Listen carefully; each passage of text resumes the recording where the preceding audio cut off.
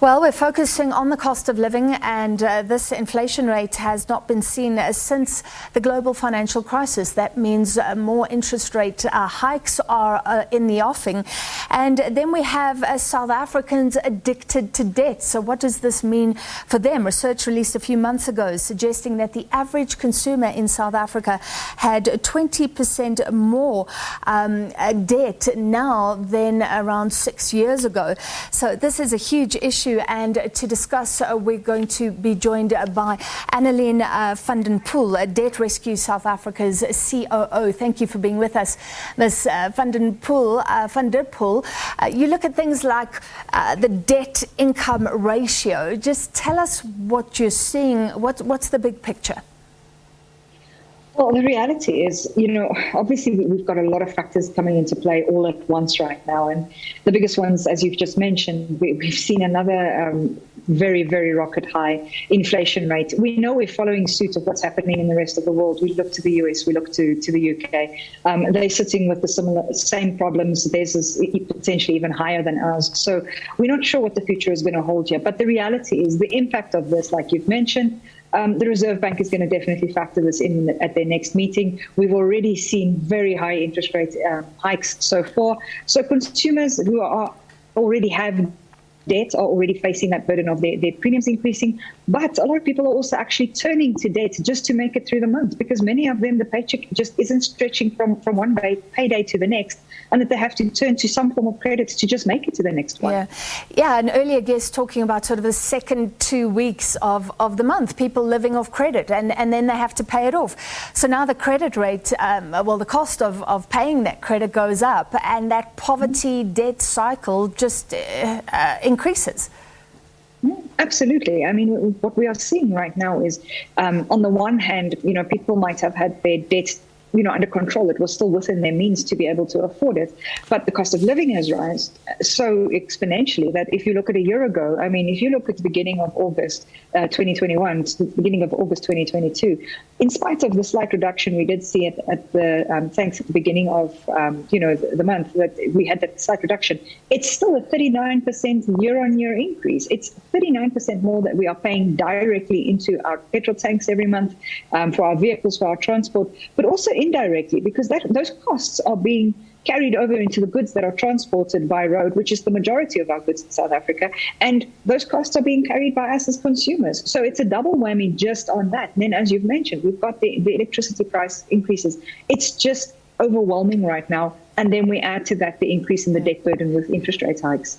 And look, in South Africa, of course, there's huge concern about the huge population living below the poverty line, people who are just trying to get by. And now that petrol price hike can just push their transport costs over and push them overboard.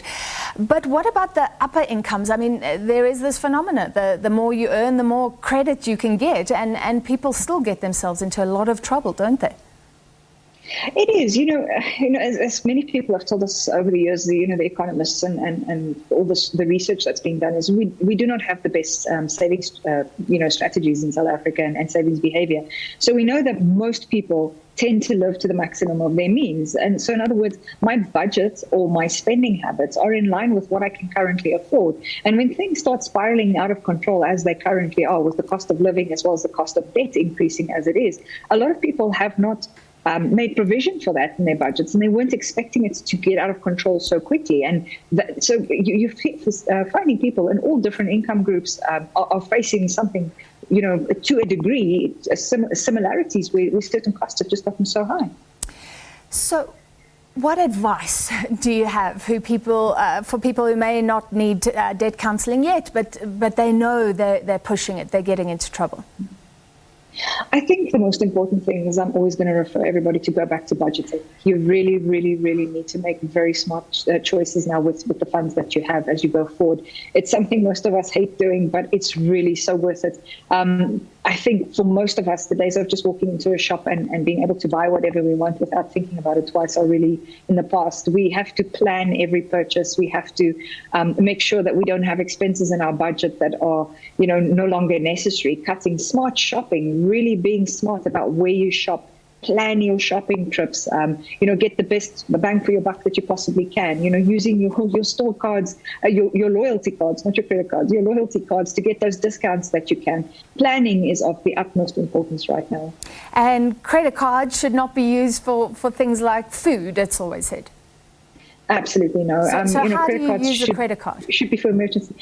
Credit cards are for emergencies. I mean, unless you are incredibly disciplined and you say, I'm going to be buying my groceries today, but I've got the cash in my check account, for example, I'm going to transfer it immediately when I get home because I want to get my loyalty or whatever for it, then you can do it that way.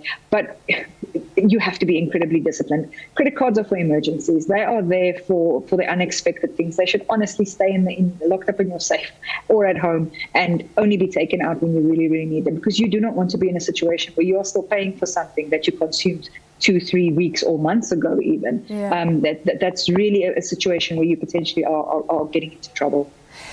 And finally, how do you know when you need to go for debt counselling, when you need to consolidate and speak to your creditors?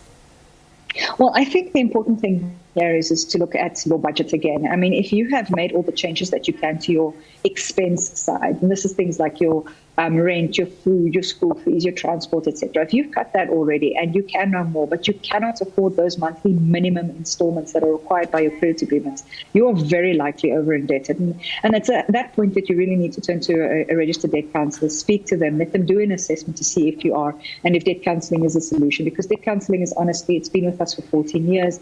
It's the best way to make sure that you avoid further legal action, to reduce your monthly installments and extend your repayment terms, but making sure that provision is made for those necessary living expenses so that you can put food on the table without having to get into a debt snowball where you're just taking out debt every single month to try and cover your living expenses.